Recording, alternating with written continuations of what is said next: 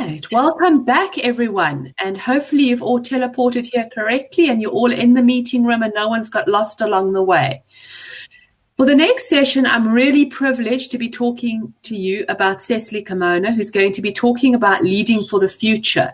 Another amazing woman in leadership, mom of 2 boys, aged 12 and 13, currently living in Geneva, loves hiking and lakes for swimming, but is in Johannesburg today. So I can't say it's live from Switzerland today.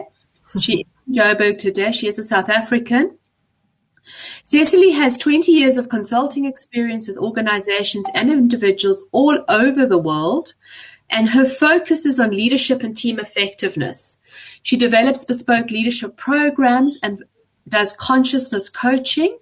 She is passionate about economic development in Africa and developing women in leadership. So we are very grateful to have Cecily here today.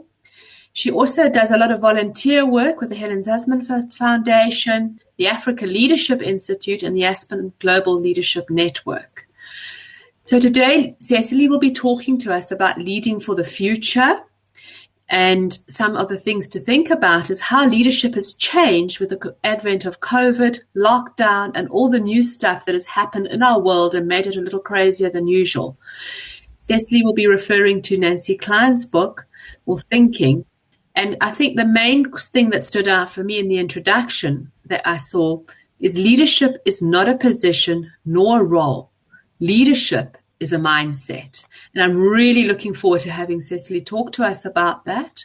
But before I hand over to Cecily, just one last thank you to Imperial. Imperial are the sponsors of our Women's Month initiative in terms of today and going into the future for SAPEX. So we really are very, very grateful to them for sponsoring today's conversation. Cecily, over to you. Hi, thanks so much, Shanti, and good morning, everyone. It's really wonderful to be with you. I have to check my time zones because I'm usually with somebody on the other side of the world, so it's lovely to be on your time zone. So the notion of who leaders are, who they need to be, who they show up as, is currently on an extremely rapid trajectory. It's developing faster, I think, than it's ever has before, just like technology is developing faster than it ever has before. Of course, leadership styles and leadership as a concept has been evolving for all time, from the very early times of tribes and people gathering. We've had leaders, so it's been developing for all time. But right now, in this space of time, and particularly over the last 18 months, leadership is on the move. And that's great news. Great news for me because I love the direction it's going. So we still have in our midst, and you will know who they are in your circles and in your frames of reference, we still have very much command and control, the divide and conquer, the Machiavellian leaders in our midst. And many people actually respond well to this. But the shift that we're seeing is, yes. Sorry, just interrupting. Should you be sharing your screen? Not yet. I'll come there in a minute. But our awareness and consciousness and knowledge of the things that are required right now to enable people to thrive is on the move. So today I'm going to share with you some of the research, some of the findings, some of the things that I've noticed and insights I've had in collaboration with my colleagues about where leadership is going. And in fact, what I think are the 5 most important things that leaders need to be taking cognizance of right now. I want to just, before, and I'll come to the slides in a second, I want to just speak to you for a moment about this notion of women leadership and women leaders.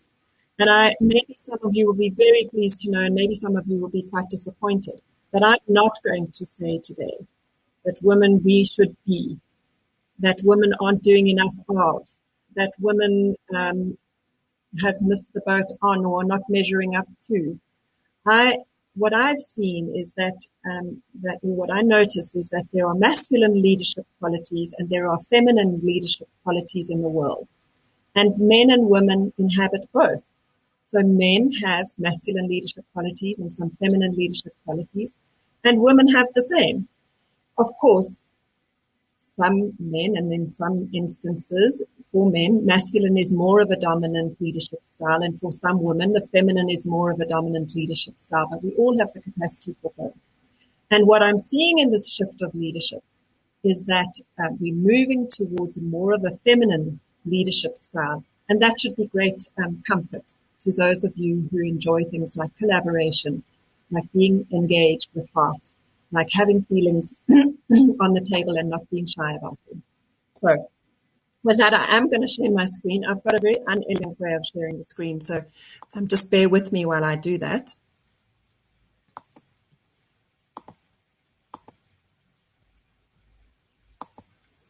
Shanti, have you got it nice and clear? Yes, we do. Thank you. Great.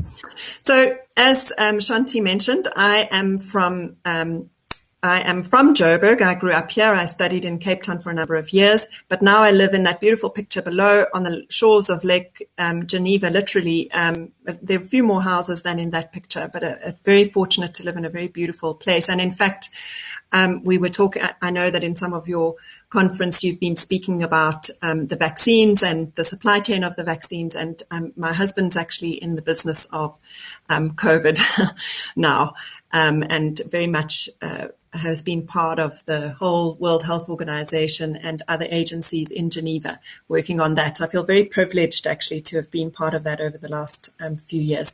But I would love to know where you're from. So I'm going to ask you to open your discuss button, and Shanti's going to read out just some of the responses that we get. So where do you actually come from?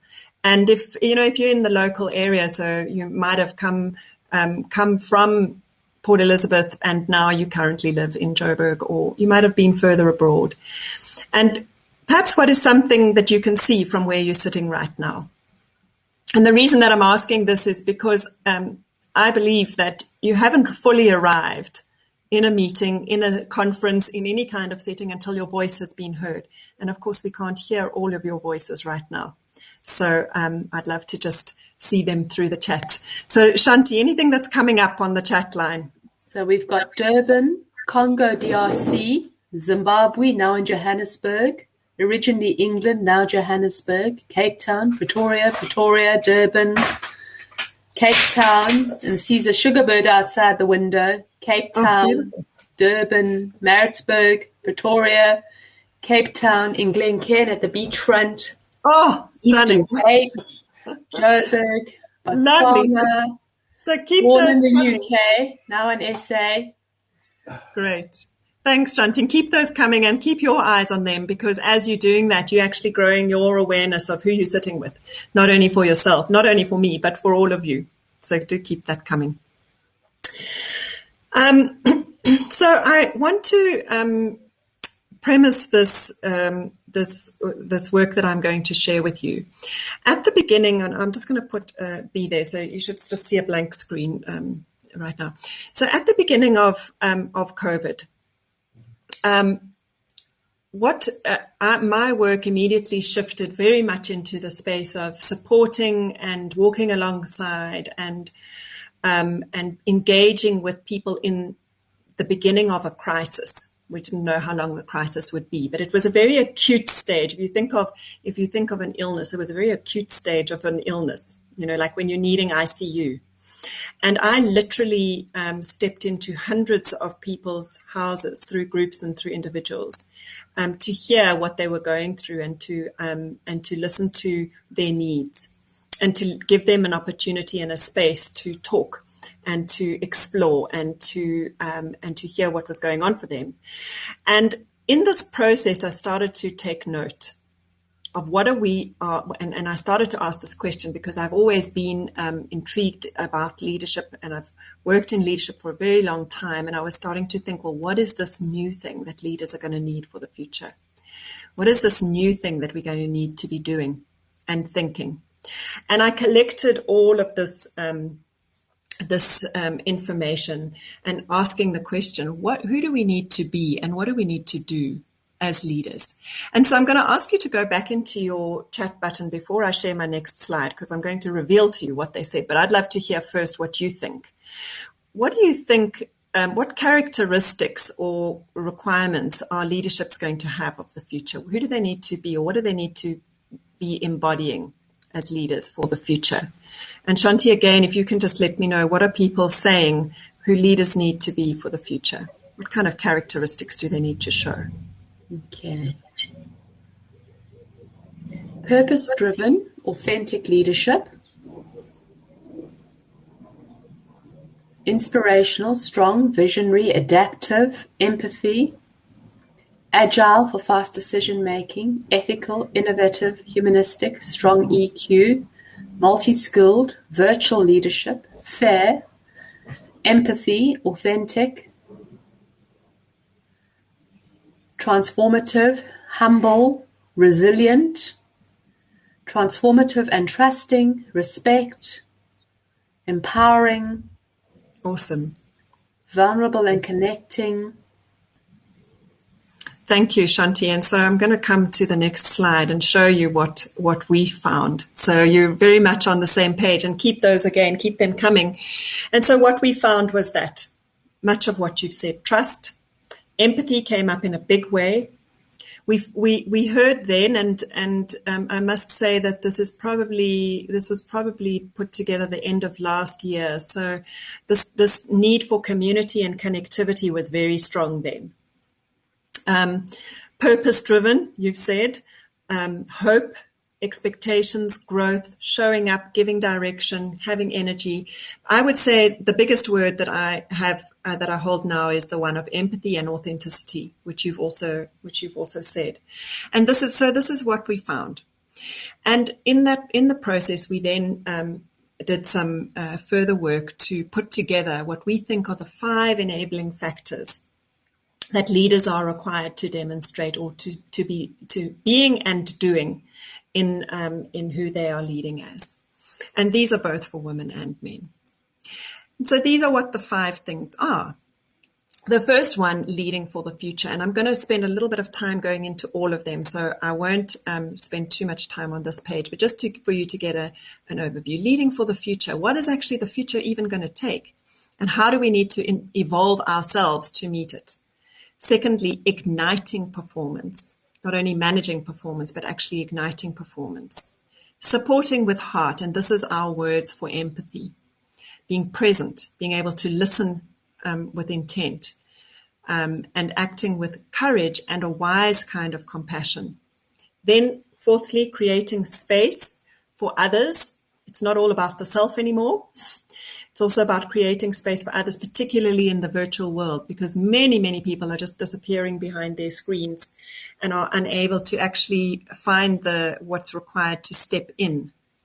And then fourthly, nurturing communities. So my invitation is for you to sit back. I'm going to, unfortunately, to be doing a lot of talking. I love to have more interacting, but that's not what what today is about. So I'm going to take you through each of these in turn. Before I go into the first one, I'm going to be silent for about a few seconds. So don't be afraid of my silence. But I would love you to just honor and recognize what the last 18 months has taken of you and taken from you, what it's taken for you to even survive it.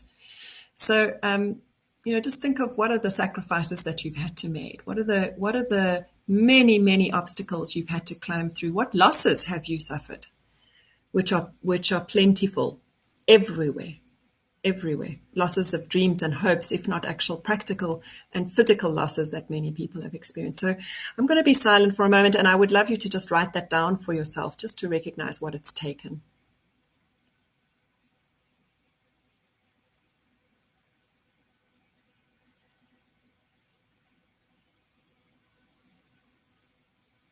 And so with that, just honoring that place that you are at, wherever that is, I'm going to move into talking about leading for the future. And I love this image. Isn't it absolutely beautiful, with these very strong, forceful, on-the-move waves? How we are actually able, some people, probably not me, but some people, are able to find a way of navigating them no matter what they bring.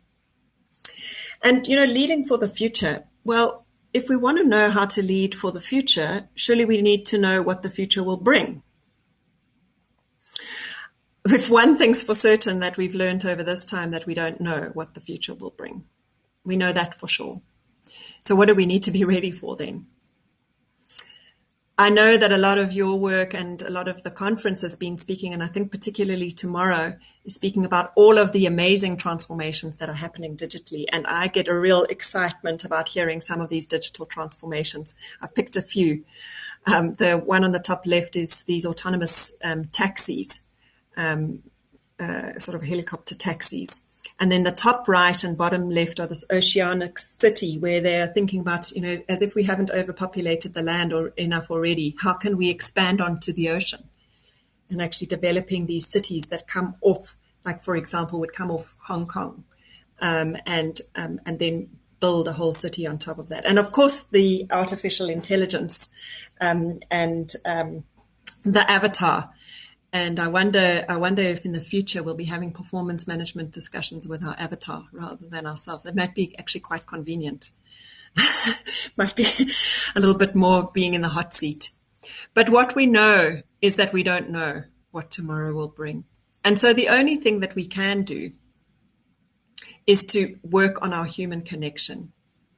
Because whatever, and as beautifully put by Andrea Clark here, the future of work is about being connected to ourselves, to our purpose, and our power to do more meaningful work. Everything that cannot be automated. It's not about technology. It's about how we want to live, work, and contribute to our communities. And hence my comment earlier on today at the beginning of the talk about how I think that this need for human connection and the need for human engagement and human-centered leadership is as rapidly growing as technology is growing.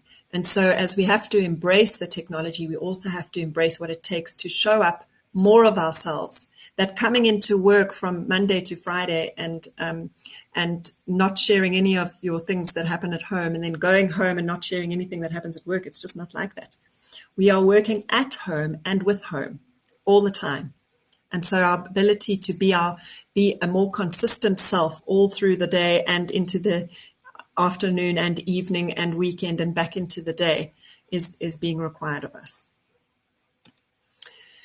Some of our research and work that we've done, I just thought I'd bring out a few comments of what other leadership practitioners in our community have said. Fundamentally, all that we know regarding people and leadership development is now on steroids: culture, climate, relationships, purpose, and humanity. And then I'll read Candace Smith's one at the bottom. We need leaders who can create environments of trust, where people can show up fully, where they are able to speak up, raise real issues, be vulnerable, and do their best work. And this requires a deep listening, more listening actually than doing or talking, and consistently modeling that everyone is valued and matters.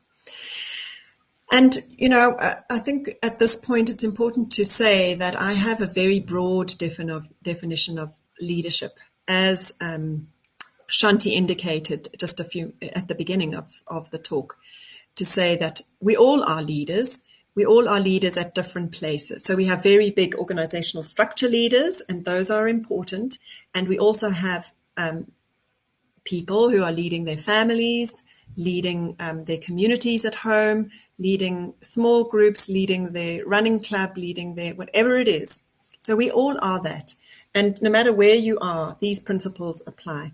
No matter what part of leadership, if you're early on in a corporate journey or if you're not on a corporate journey, these characteristics matter wherever you are. It is sure enough to say that it has been turbulent times, and it also is true to say that more turbulent times lie ahead. And so what leaders are being required to do and be is to find a way of diving through the turbulence. The Buddhists have this beautiful way of saying that when a wave is coming at you, there is nothing you can do to stop the wave coming. And so you have a choice. Either you stand there and let the wave crash you over and you land up being tumbled on the sand, or you can dive under the wave and come out on the other side. And that's your choice. And I know, as I said at the beginning, It's to honor that it is the most difficult times that we are in right now. And what is required for us to dive through the turbulence with resilience and strength and to come out the other side. And this Brené Brown quote says it beautifully: choosing courage over comfort, and choose the great adventure of both being brave and afraid at exactly the same time. Still on this topic of leading for the future, and this turbulence. In this image, what you see here is the heat experience. I'm sure you've heard people to say how much you grow in a heat experience. And these are pictures of in Western Australia of the huge fires that they've had there, and how after a period of time there's new growth and the shoots start to come through. And I hope that we can all rest in the knowledge that in this troubled and difficult time that there are new shoots that come through. And we can't do that without some work. Because if we just hanker down, if we let the wave crush us over, if we just stay still, we're not going to evolve and grow and use that heat experience to emerge in a new form.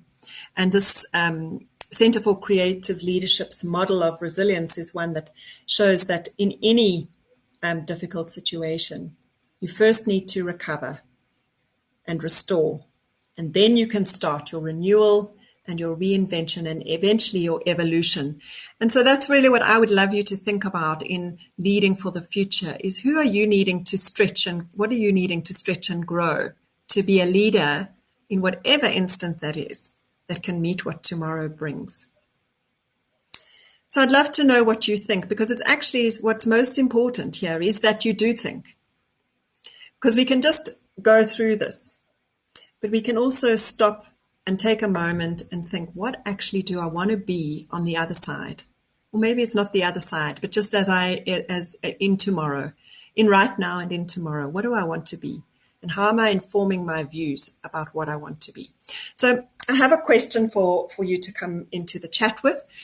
And this question is, where are you needing to stretch and grow in order to meet what tomorrow brings? And you can just put a word, if it's that you're needing to enhance a new skill, if it's that you're needing to grow a particular characteristic, if it's that you're needing to renew, or are you needing to evolve? So any word that comes to mind for you that you're needing to stretch and grow in order to meet what tomorrow brings. And I'll pass to you, Shanti, to see what's coming through there in the chat. Courage, self-awareness, be kinder on myself, managing boundaries, resilience, empathy and awareness of self, adaptability, courage. Beautiful. Thank you. And I love that. And this bravery, new skills. Okay, I'll keep quiet now. No, great. Thank you. Thanks. I do keep an eye on them. And I love that, because what it takes for you to know who you want to be is to know who you are. And that takes self-reflection. And there's lots of tools for doing that in another talk on another day, so I won't go there. But self-reflection and self-awareness is absolutely central to knowing who you want to be, who you are and who you want to be. So igniting performance, the second component, the second enabler of leaders of the future. Isn't this a beautiful image of igniting? What is igniting? Igniting is sparking, fueling, empowering, to focus, to inspire. What is inspire? To care, to relate, to create meaning, to be clear, to encourage, to challenge. All of these things are about igniting performance. And we talk about igniting performance as a leader in another.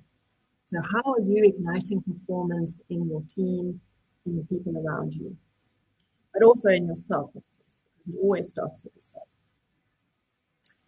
Then we ask about this word performance. Well, what actually is performance? And in our next iteration of our leadership enablers, we're going to take away performance and say excellence, because performance and performance management comes also from, just like leadership has come a long way on a long trajectory of development, so has performance management. And the very box-ticking style of performance management is not fit for the future, because people want to be connected to purpose, they want to be connected to their aspirations and their visions, and they want to be connected to themselves. They don't want to have to perform. They don't want to have to show up and be something they're not. And I'm delighted to say it's men and women that need this. I did some research a while ago into the imposter syndrome, because I found so many of my clients coming across this. It's just, I'm showing up and I just feel like somebody's going to find out that it's that I'm not, that I don't know as much as I seem, that I have no idea what I'm doing. And what I found is that the imposter syndrome is as equally present in men as women. And I think that it comes from this origin. If you think of your very first day that you pitched up for your very first interview in your career, putting on your, I remember I got the cheapest suit I could possibly buy. It was somewhere like, Mr. Price didn't exist then, but it was somewhere like Mr. Price or something. Cecily, sorry to interrupt. Yes. Is there something disturbing the sound in the background? Because suddenly the sound's gone a bit haywire. Okay, how's that? There's nothing that I can see from my There we go. I'll just flip forward a bit. So I was just saying that I remember my first job and pitching up and just trying to be someone. And certainly a large part of my career, I was trying to be someone. I was in a very, very male-dominated industry, in strategy consulting, in financial services, and I was having to show up and pretend that I was someone that I was not, and it was quite exhausting. And so this notion of being on stage and pretending versus being who you really are, and we're really moving from this performance to bringing your best self, and your best self is who you really are, because that no one else can be. Just to think a moment about who are these others. Who are our the others that we want to ignite and inspire performance in? So it's not only our direct reports or the people that we manage, but it's also our team. Because who wouldn't want to be in a team where everyone is bringing their best? And it's also our own managers. It's also upwards. So how can we ignite and inspire each other? Not only just, me as a leader, and I have my remit over my team. And it's who you're being in those moments that matter most.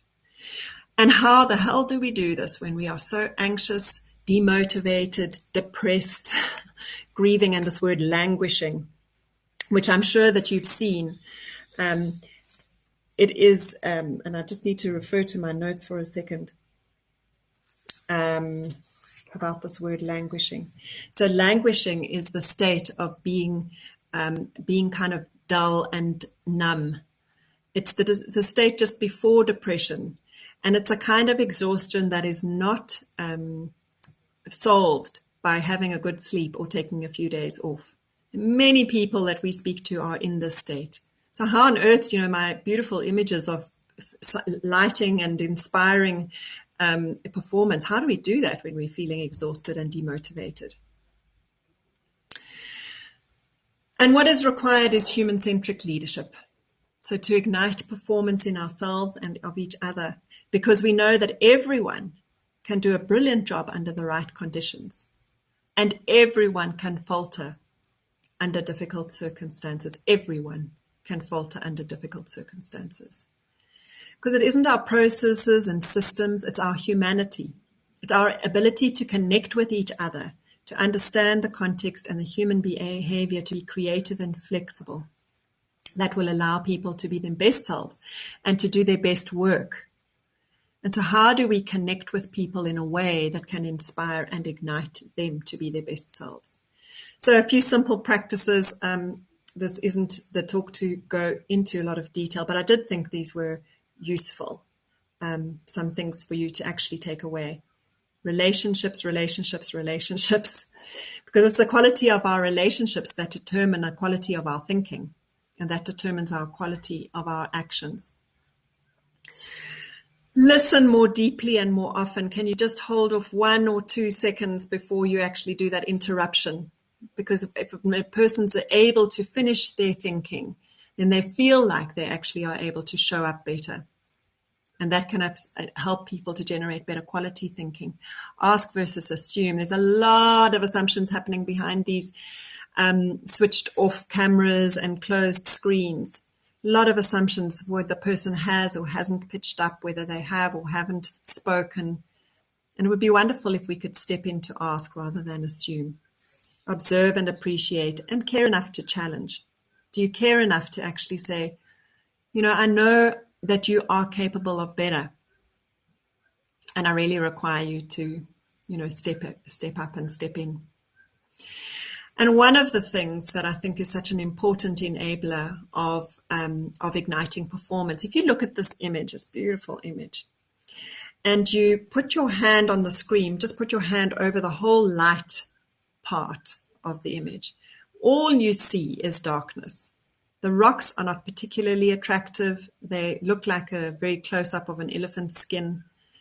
And there's not much there that you can appreciate. Well, it's interesting formations. And if you're a rock guru, maybe it would be fascinating. But if you take your hand away, you're just immediately attracted to this beautiful light. And one of the things that ignites performance in others, enables their light to shine through, just like this light is shining through, is appreciating what is and saying it. So being able to appreciate people, not for some fluffy thing or some fake quality that you've noticed, but actually something that takes a little bit of thinking, because we're so quick and used to stepping in and criticizing what hasn't worked, or asking for an even better if, or saying that something hasn't functioned. But if we could just do a little bit more of saying noticing what is good, what quality do you notice this person has that you appreciate, and saying it. Imagine you said that upwards to your boss. That would be amazing. What would they would be shocked. So I'll come back to the chat, and I'd love to ask this question. What do you already know works in bringing out the best in another? Or in igniting their performance? What do you already know works in bringing out the best in another? And over to you, Shanti, to give me your eyes. Just watching for some responses. Yeah, I haven't given much space to think about the question. Listen to listen and not to answer. Complimenting, recognition, encouragement, empowering, recognition, listening. Don't be quick to give advice. Being positive and empowering, motivating, friendly approach, appreciation, acknowledgement, recognition and support, validation, encouraging, challenging, showing an interest, complimenting, creating transparent and safe environment, joint problem solving. Wonderful. Fantastic stuff. Absolutely, all of those things. And what I should have said up front, and I'll say now, is that this is the wonderful thing, that you already know this. This is the wonderful thing, because these are truths that sit within us, and sometimes it takes a little bit of awareness for us to start acting on them again. So I'd love you to just look in that chat room and see all those things that are there, and think about where you could do a little bit of that to the others around you in your life right now. So the third component is support with heart. And support with heart is about being present. It's about listening with empathy. So it's coming back. And by the way, these are not mutually exclusive. I hope that they're collectively exhaustive, but they're not mutually exclusive, because some of the characteristics flow across many of the five. But being present, listening, acting with courage and wise compassion. And so in support with heart, the third enabler, we go to this word heart. Heart is the French word, as I'm now in a French-speaking country. The word for heart is coeur, and that is where the word courage comes from. Courage, or courage, is the strength of the heart. And heart, if I said to you support with heart, some of you might be rolling your eyes like, oh my gosh, here we go. It's all soft and fluffy, but it's actually not at all, because the heart is an incredibly strong organ. It's a huge muscle sitting so much more center than we think. You think of it on your left, but it's really here, and it's pulsating. And you can exercise your heart by being by being fit and strong and having good blood flow. And so the word courage is born from that, the strength, this life-giving force at our center. And courage and bravery, fearlessness and fortitude come from that word for heart, cor. Cor is the Latin word, and with the O-R. So I want to share a little story here with you, and you'll see this image on the left is of the kelp forests in Cape Town. And it brings to mind a story of my firstborn son, who's 13 now. And I come from a family, I absolutely love swimming. I love swimming in deep, deep waters. I love swimming anywhere I can swim. I love swimming in Lake Geneva. I love swimming in the ocean. My dear 13-year-old son is absolutely terrified of deep waters. He says he feels insignificant in such a huge body of water. Not knowing where the bottom is absolutely freaks him out. And it's not a swimming capability. He swims fine. It's just that he's terribly fearful. And this does look rather fearful, this picture here of this dark kelp forest.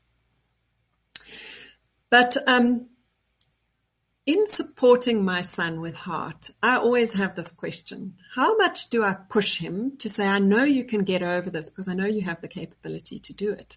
And how much do I not push him to the point of really being fearful and actually it's just too overwhelming? And so I'm constantly on the verge of supporting him, allowing him to just put his feet in, allowing him to take whatever's the next step, and then actually saying, well, actually, it's fine. You don't have to do it. Or actually today, just jump in because you'll realize it's not so bad. So I don't know what the right thing is. I'm muddling along, but it does strike me that this is about support with heart, because this word compassion or empathy comes from the definition, seeing the world, seeing and acknowledging another person's worldview. So not saying that my son's way is wrong just because I love swimming and he doesn't, but actually saying, well, he's got another view of it that is another view, but also not just leaving it there.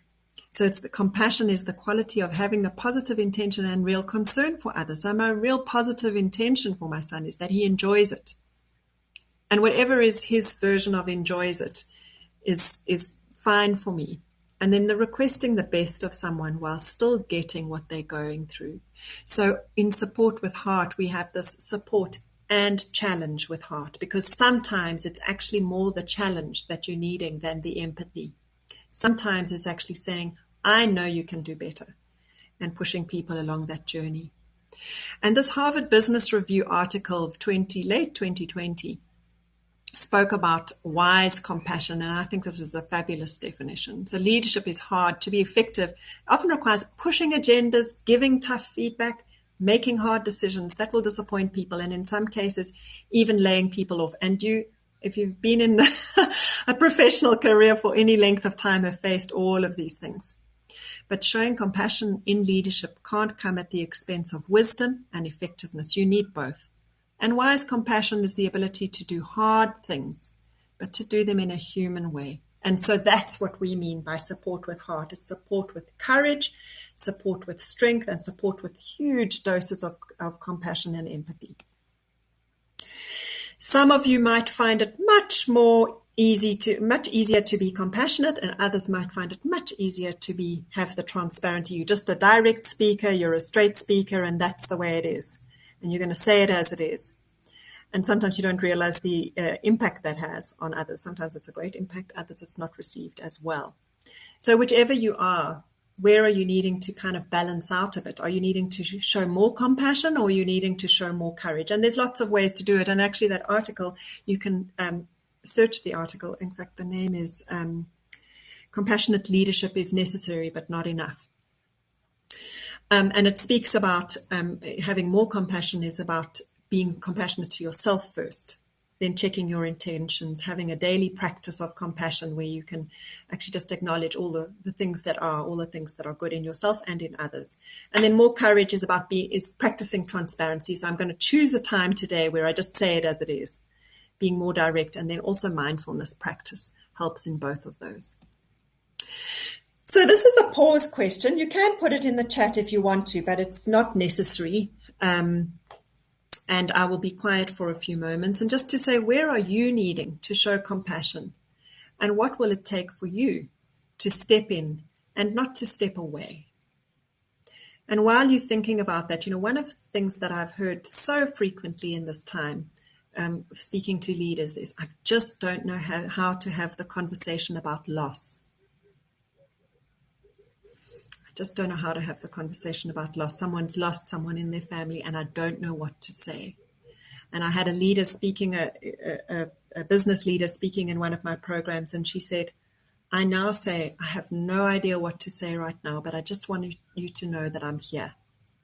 I thought that was a beautiful way of saying it. So where are you needing to show compassion, and what will it take for you to step in and not away?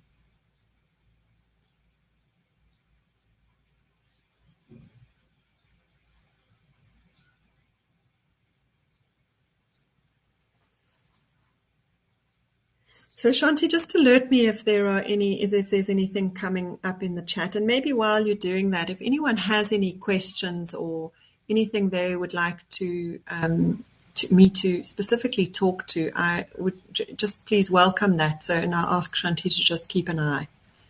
Nothing at the moment. That's fine. But since I'm speaking, I'll share mine. Okay, go for it, please. Which is, I think, compassion with self about being a parent. And there's a whole lot that's just come through now. Because I think sometimes we're hard on ourselves in this time around parenting and working and everything else. Okay, relating, connecting to raw, real emotion. No fear of failure. It's an opportunity to learn. Advocate with teams that lead a committed employee. Advocate with the teams that lose or lead a committed employee is one that comes to work with a head in their hands and their heart. My octopus teacher.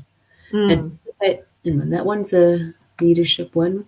Some of these are leadership. Probably need to show myself compassion more compassion. Share with others your journey to help others going through the same loss. The disruption of normal life with COVID. Impact and this a reminder to step in. How to be compassionate while explaining a suggestion that is not feasible. Being more introvert and less extrovert.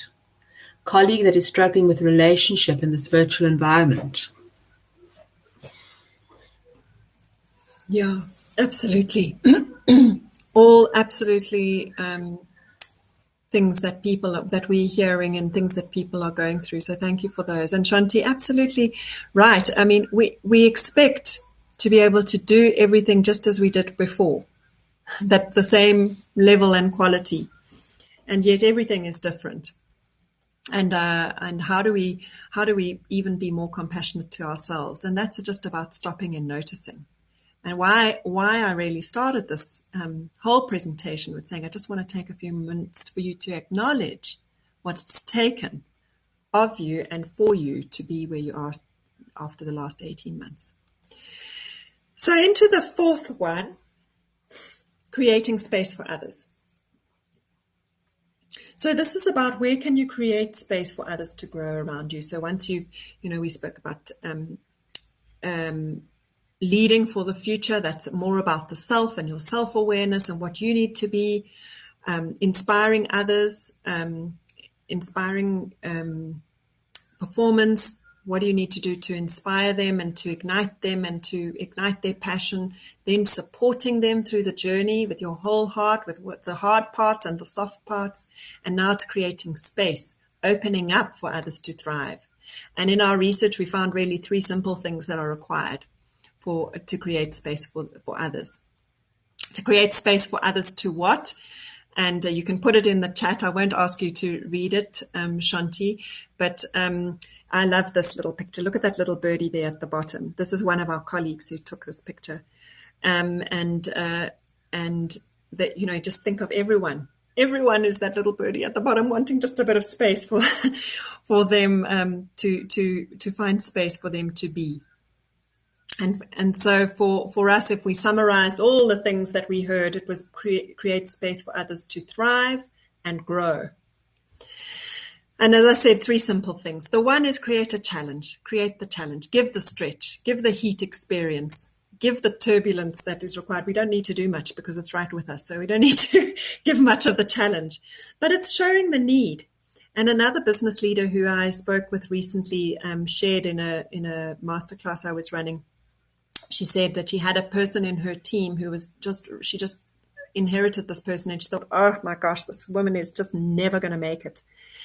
And they suddenly hit such a crux period in their team that it became so overwhelming that this leader, although she was one of those people who like classically took on everyone else's work, but she could just do it no longer. And she said to the team, I just can't do it. I'm feeling overwhelmed. I don't know what to do. We've got this huge challenge and I do not want to disappoint the business. We have to meet this challenge. And in creating that need and showing the need, this young girl came completely out of herself and has been able to step up in ways that this leader thought was never possible.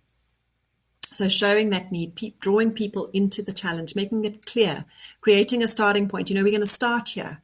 And let's just reflect of where we are in 2 weeks' time, or whatever it is. Challenge the beliefs, the assumptions, and then celebrating the wins. So really creating that challenge for people. The second thing is the word psychological safety. So I just want to share 2 little pieces of research with you. One done very long ago by Amy Edmondson, who's the founder of the term psychological safety, which is very much of a buzzword at the moment and has been for some time. So Amy Edmondson, some of you might know this. Amy Edmondson did this work on medical teams, multidisciplinary medical teams. She was originally an engineer. She was fascinated by the sociology around and psychology around teams and performance, and so she moved into that. And her research looked at levels of psychological safety within medical teams in relation to the number of mistakes that were reported by teams. And what she actually found was that teams who had high levels of psychological safety reported more errors, not less, more errors. But here's the thing, they actually made less errors. And they made less errors but reported them so they could deal with them, so they could work out what went wrong, so they could problem solve and they could not do them again. Whereas teams that had less psychological safety, and any of you, I came from the medical profession long ago, originally, I know the hierarchy that's present in medical teams, with the consultant doctor like somewhere up there and the scrub nurse like somewhere down at the bottom. And so if that dynamic is really entrenched and people who are not so-called have the power to speak up or not given the opportunity to speak up, they report less errors, but they make far more errors and they're just trying to cover them up, which, as you can imagine, is quite life-threatening in these kind of instances. Then Google has done a whole tranche of research around what distinguishes teams with high performance and well-being. And what they found is across all of the research, they spent a hell of a lot of money across all the teams that they looked at. It was teams that allowed people to speak up, to admit their errors, to show that had low levels of fear and high levels of encouragement and appreciation, that were those teams that performed best. And so this brings that, if the first component of this one, if the first aspect of creating space for others is creating the challenge, the second one is psychological safety, a shared belief that no one will be punished or humiliated for speaking with ideas, questions, concerns, or mistakes, and a confidence that the team will not embarrass, reject, or punish someone for speaking up. And unfortunately, we would love to say that this is where all teams are, but they aren't. Many teams people and teams feel that they are embarrassed to speak up. So as leaders, my challenge for you is really, are you making sure that people have the opportunity and the voice to speak up without ridicule? And really encouraging ideas, questions, and concerns. And then finally, the third part is creating an environment where people can do their best thinking, actually. So the set of conditions or behaviors that create an optimal environment to do their best thinking. And Shanti referred to the work of Nancy Klein at the beginning, which underpins a lot of the work that I do. And Nancy Klein has defined these 10 components that allow people to think best for themselves, because she says that what influences the quality of our thinking most is the way that we're being treated by the people we're with while we are doing our thinking. So if we want our teams and our people, and if we want to do our best thinking, how are we treating each other as we're doing that thinking? Do we interrupt all the time? Do we appreciate enough? Is all the information shared equally amongst people? Is there equality? Is there diversity of thinking? And all the components that go with that. So this is actually our last question, because in the last section I'll just close. So who has created space for you to thrive, and what even tiny thing could you do to create more space for others? And so who has created space in your life for you to thrive, and what even tiny thing could you do to create more space for others to thrive? And so, Shanti, if you give it a moment there and see if anything comes up, we'll just take a few, because I've got my beady eye on the clock. And I want to My first boss,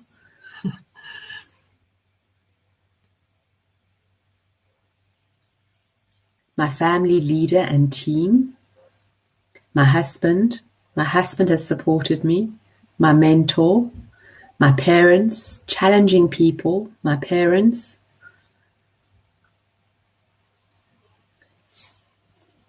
brainstorming sessions to get ideas, parents, manager. Wonderful. That's great. And you know what, just think about what small little appreciation you might say something to someone that you think has absolutely no consequence, some small appreciation. And that actually, in times, if I had more time, I would tell lots of stories about this. At times that can be a defining moment for people in their lives and how they move forward. So the last component is that of nurturing communities.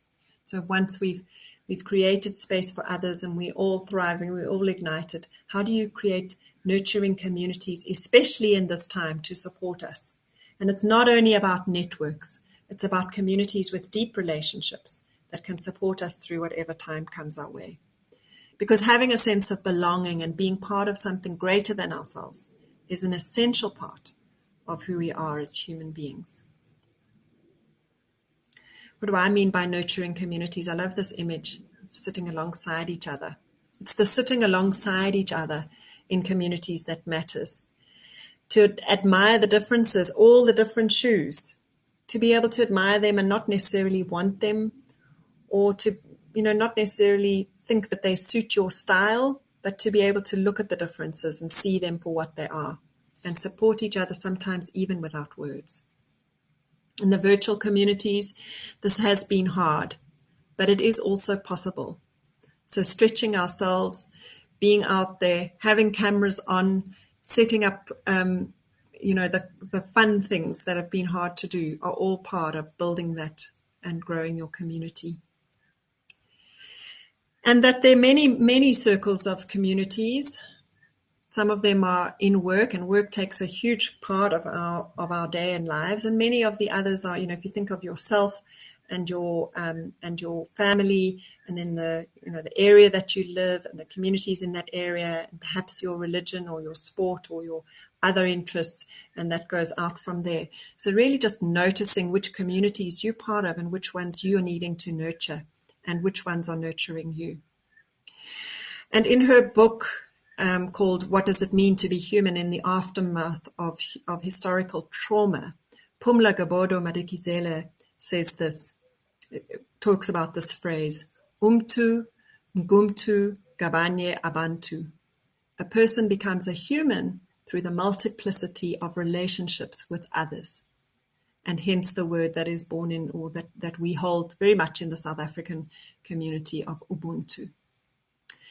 And so as I start to move towards closing, I love this comment from Desmond Tutu, which says, we are wired to be caring for one another and generous to one another. We shrivel when we're not able to interact. And of course, that's part of the reason why the solitary confinement is such a horrendous punishment, because we depend on the other in order to be fully who we are. I did not know that I was going to come so soon to the concept we have at home, the concept of Ubuntu. It says, a person is a person, through other persons. And so this thriving and striving for individual performance, for being the best, for getting to the front is all good and well, but it's not good and well if you arrive there alone. And so what is it that you could do or are doing to even further nurture your communities? And this is just for for you to think about which communities are you nurturing and which communities are nurturing you. And then where do you need to be growing these connections even more? And so with that, I'm moved to close. I'd love to know any thoughts or comments you have in the chat on anything that has come up for you. I don't have a huge amount of time for questions, but if there are any questions, I'm welcome to answer them. And maybe if you do put in the challenge, what is one thing that's really struck you in the chat? Sorry, what is one thing that's really struck you about anything that I've said today? A new insight that you may have had, or an old knowing that you had that's been reawakened.